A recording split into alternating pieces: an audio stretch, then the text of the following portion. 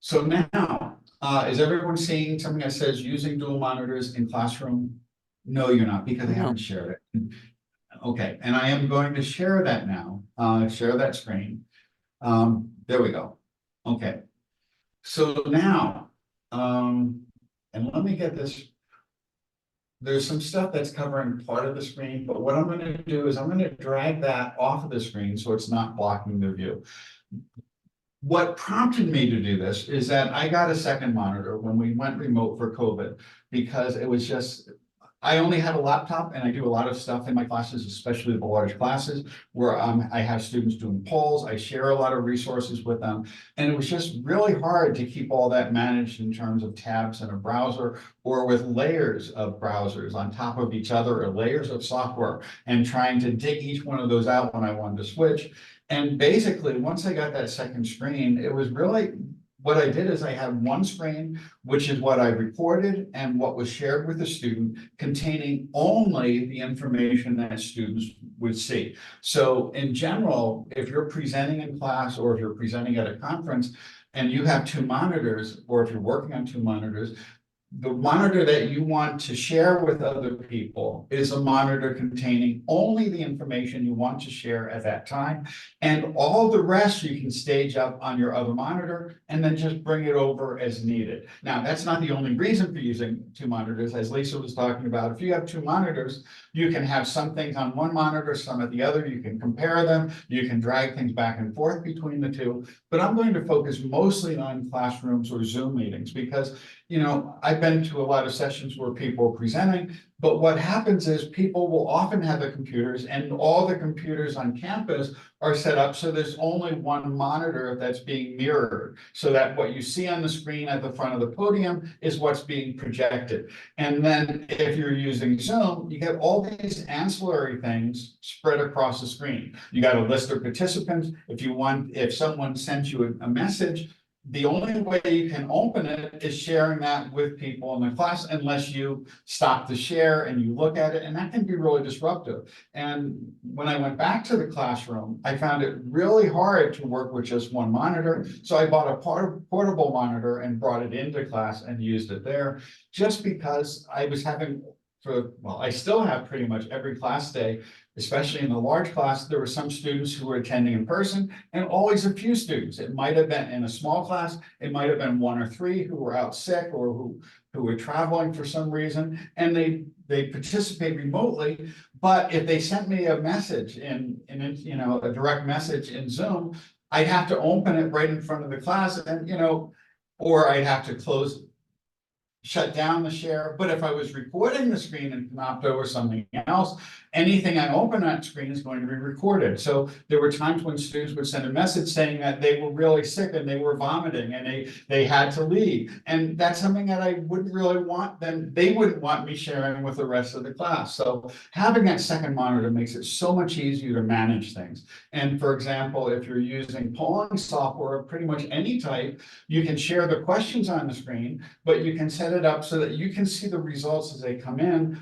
on the other screen, the screen that's not being shared with the class. So if you want to do a polling exercise where you ask students a challenging question, you can share the question with them, they can answer it, and you can see what it looks like. And once you see the results as they come in, you can decide what you need to do. It may be the case that everyone is getting answers that look reasonable, and you could just move on, just share that and then move on, and you just drag it over, display the results, and then bring it back for the next question. But if you find that a lot of students are have some misperceptions, they're getting questions wrong, then you ask them, typically in a usual polling scenario, to go back and talk to each other and do essentially a think, pair, share with other people. So the first stage, they answer the question themselves.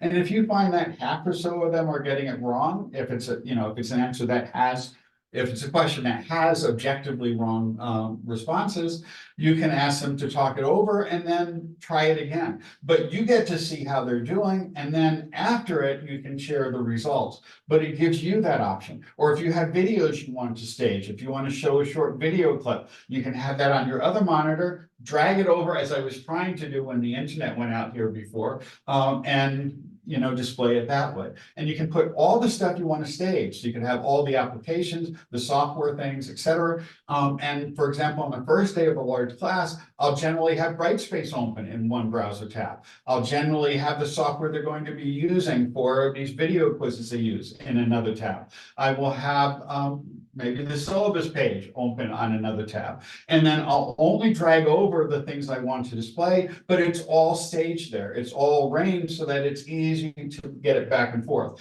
And also while in Zoom, I'll have a participant window open on the other screen, the one that's not displayed. So I can see when someone raises their hands, or I can see if, see those other things that wouldn't be as easy to see on the other screen. And, if you have 200 or 300 students, as happened during COVID, I had 350 students in class when we went remote in the fall of 2020. It would have been really hard to see when they were asking questions and so forth, unless I had that other screen where I could see the chat, where I could see hand raises and so forth, without covering the screen that I was trying to share at the time, or the poll results or whatever else I was doing at the time. So that's the motivation.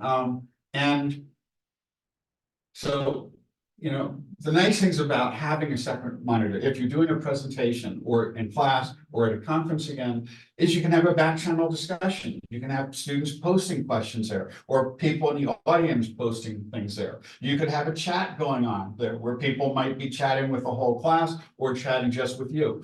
As I mentioned before, monitoring poll or iClicker results and so forth. Until you're ready to share those things, you can keep it so that you're only seeing it and students are only seeing the questions you want them to focus on. And again, I've already mentioned a lot of this. You can stage some material to be shared and drag it over when you're ready to do so.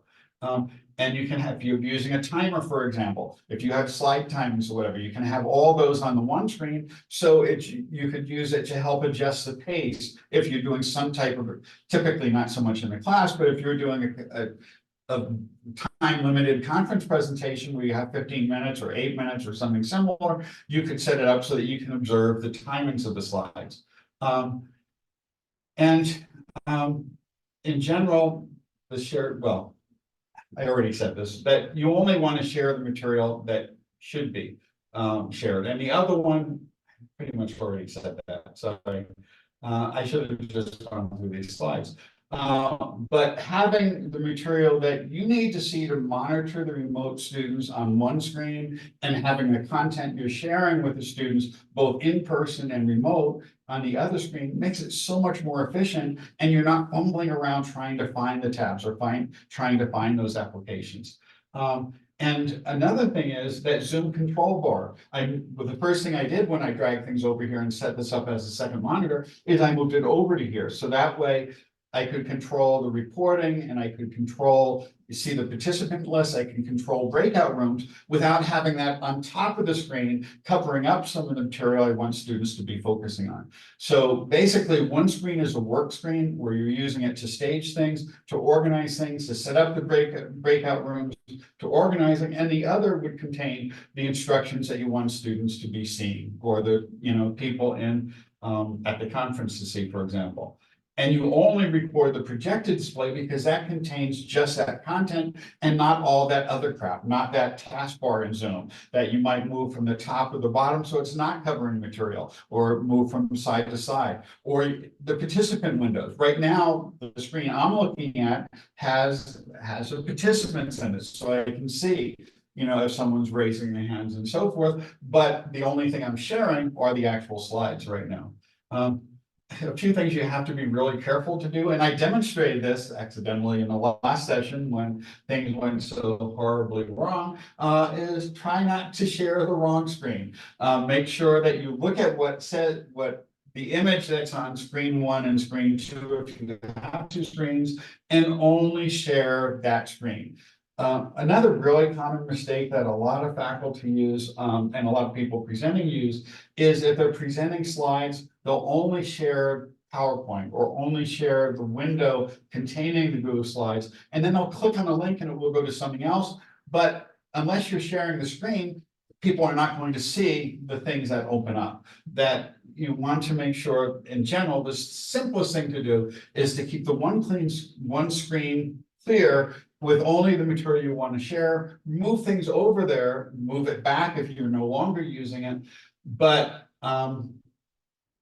share the whole screen, because otherwise you're going to have to keep changing your sharing every time you move something else to view or take it back. For example, if you're doing iClicker polling and you want to share the results, you don't want to have to shut down your presentation, share just the results, and then shut down that sharing and then do it. If you have the other screen with the results on constantly, you just drag it over, display it, talk about it with students, and then move it back for the next part of the class. It's so much easier to do that than to change what you're sharing or to drag things around from one place to another.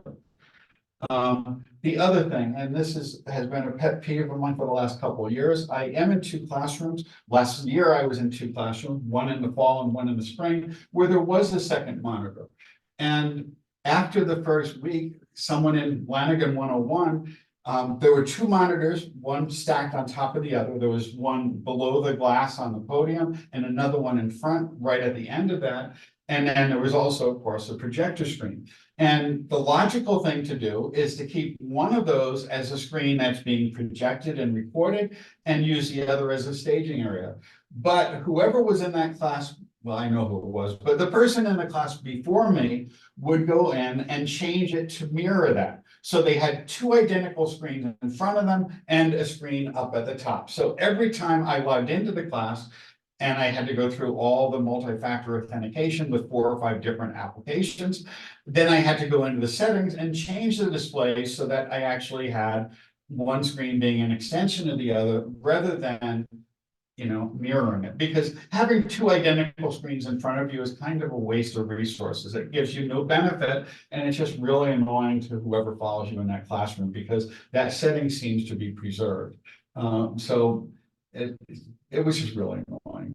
And in the other classroom, I had someone who was just really upset about having these computers in class to begin with, and he left the monitor below the glass alone, but he kept moving it because it was interfering with the papers and books and other things he was bringing into the podium, and he just kept moving it off the side. He also was unplugging the web camera, or he was putting tape over it, or he was flipping it over so it was facing the table, and it was just kind of annoying. He's someone who's a little bit paranoid about having a camera attached to the computer. But I did record all those class sessions, and I just had to set all that up every time when I followed that instructor.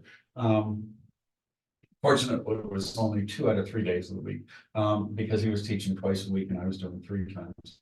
But in any case, the most important thing there is to make sure you share the right screen. So that's how I do it. And the other things, for example, is right now, every day, what I'm doing is we get a list of the people who attended.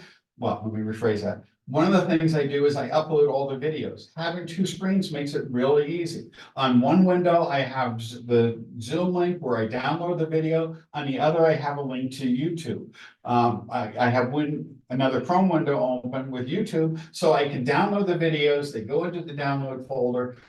Then I just go over to YouTube, open the download folder, upload the most recent video, and also on the other screen, I have the web page settings, the Drupal page, where I can update the application. And having the 2 screens allows me basically to upload a video and get the transcript connected and post the description in about 2 or 3 minutes per session. If I was doing it all on one monitor, it would be so much harder jumping back and forth. Making it more challenging is I have 2 different accounts, and I can't have 2 different accounts logged into the same browser window because we use a different account in each room. But by having 2 windows, one of them is tied to my account for all the sessions that are in this room. Another one is tied to the CELT account, which is for all the sessions that we have running in the Lanigan, I'm sorry, in the classroom, library classroom 101. So that's where it's just really easy to get all these things going. Having 2 monitors makes life so much, for me, it makes it so much easier. And whenever I travel, unless I'm traveling by air and they don't have a lot of, I'd be careful in putting my portable monitor on a plane, but if I'm traveling something where I'm driving or, you know, a relatively local conference, I always bring a second monitor, the second monitor with me. And the monitor I bring, by the way, is this thing. It just folds up really nicely. It fits into a laptop case and it works really nicely. It's a bigger screen than my laptop, but only by a couple of inches in width. So any comments or thoughts or questions? Yeah, John, I just don't understand. I mean, I understand how to, like, why you're using it, but it's like, how do I physically connect a monitor to my laptop? And then how does my computer know, like, if I'm on that monitor or the one I'm looking at? Like, I'm really basic, Okay, not understanding how I this can all actually works. show you. Let me go to, That's what I'd like to see let that. me share this. Yeah. We don't have much time because we do have another session coming because we got behind on all of this, but I'm going to share the screen I'm doing right now. I'm going to try sharing the screen I'm on right now, which is this. Okay, and I'm using a Mac. Are you using a Mac? It's similar on Windows. Well, in it, can you see my screen where it says, well, forget the advanced sharing options, but do you see the screen? Okay, you go up, if you're using an Apple, you go to the Apple menu, you go to System Settings, and you go to, once that loads, you go to, I still got this window here. You won't see it because it's one of the Zoom windows, but you just go to Display, and it's right down at the bottom of my list here. I just got to get the mouse back, it's still on the other screen. You click on Displays, and then you have the option of either having a, well, here I have the Sharp, which is a projection screen, and the laptop display. If you don't like the way it's arranged, you can click on Arrange and you can just drag it. So one is on the right and one is on the left. Wait, here we go. Come on, Arrange, drag them to desired positions. And So this display thing will automatically recognize there's another monitor plugged in, and it'll show up there as a choice. it should. And Okay. And a lot of the new monitors are USB monitors. The one I just showed you is a USB-C one, which you just plug into a USB-C port and it just pops up.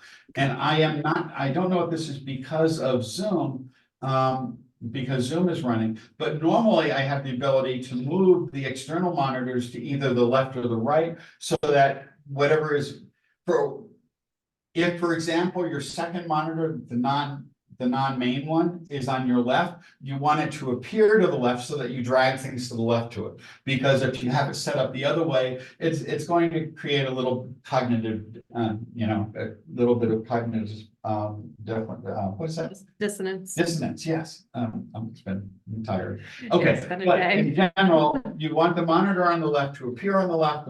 If you have another monitor on the right, to have it on the right. Depending on what computer you have, you can always support at least 2 monitors. Some of the newer computers will support 3 or 4 even, without additional graphics cards. The new Mac Pros will support at least 3, I believe. Yeah, I got a bunch of little USB-C things in mine. Yeah. Right, but there is a limit. Yeah. Yeah, the MacBook Air will only support 2. So But when I'm using this, I'm sorry, I've never done it and I've never watched anybody do it. I know, and sorry, this is really basic, but like, so if I move my cursor, like it's gonna move off of the one screen and go to the other one? yes, so for example, Okay. let's say I want to take one of these windows. Let's say I want to take this window and drag it to the other one. What I do is I just take it, and you won't see this happening on the other screen, but it's just popping up on the other screen as I do it, and then I can bring it back and it will pop right back here. Yeah, So like you I've just never move to the left of- I've never even dragged a window. So that whole concept. Okay. But if Gotcha. once you start doing it, it becomes Yeah. really intuitive, really easy. So you just drag things over, drag them back. You can drag the cursor over, copy something, and then paste it on the other window, for example. Okay. And once you do it, it's hard not to have that ability. Well, I see this really valuable in advising, to be honest with you, more than how I teach. Oh, yeah. Because I always have like Yeah. 5 things open and I'm trying to show the student and I'm spinning my laptop around, and then I don't want them to see other people's stuff. And Exactly. you know, so Yeah. So you could share just the one screen Yeah. with them, which has just their, you know, just their information on it. So when I have, let's say I'm advising, let's say I have Mhm. the Bright Space gradebook open on the second screen, that the only way I can see everybody's grades easily, and I'm showing them an assignment on the main screen. Can I change things on that second screen, or is it kind of like just a static image I'm seeing? No, it's basically just as easy to access as anything else. You could have two Word documents. You could have a Word No, document. but and like, a can I change Bright Space? I can click on other things and it'll just work Yeah. normally. Okay. And as long as the cursor is on that screen, it's just like. It's live. It's live. It's live. Each Okay. screen is live as long as the cursor is on that screen. Okay. So you just drag over to what you want to do. Lisa's laughing at me. Like, No problem. I'm not laughing at you. I'm just, it's actually, I'm imagining that you can be multitasking in like multiple ways, because you can have, as long as you move your cursor, like John said, so you can have a document going over here while you're doing something over here. So you can be typing and your keyboard connects to wherever your cursor is. okay. So the cursor is really important, like what it's Yeah. on. But the students, you- but the student view doesn't follow the cursor, or it does. No. If you are projecting to a screen, it's only one screen that will be connected to the projector. and No matter before where that, no matter where use- my cursor is, only that one screen will project at the world. Okay. Right. But if you're using Zoom, you could choose which screen is being projected, and you just make sure you choose the right one first. Right. You Okay. don't want to project one that has students' grades on it, for example. Right. You want to just project the content you want to share with them. But again, it will show you screen 1, screen 2. I can't display that because Zoom doesn't display its own control screens. But you know, when you choose share, you get the option of screen 1, screen 2 if you have 2 screens, or the individual programs that are currently active. You just pick whichever screen has the images on it that you want to share. And I messed that up in the last session because things were just going wrong in general. Okay, we Thank should you. probably stop though, because. Thank you, John. Thanks. Well, thank you, and again, sorry Thanks so for the much. last couple of sessions. Been helpful. Not your fault.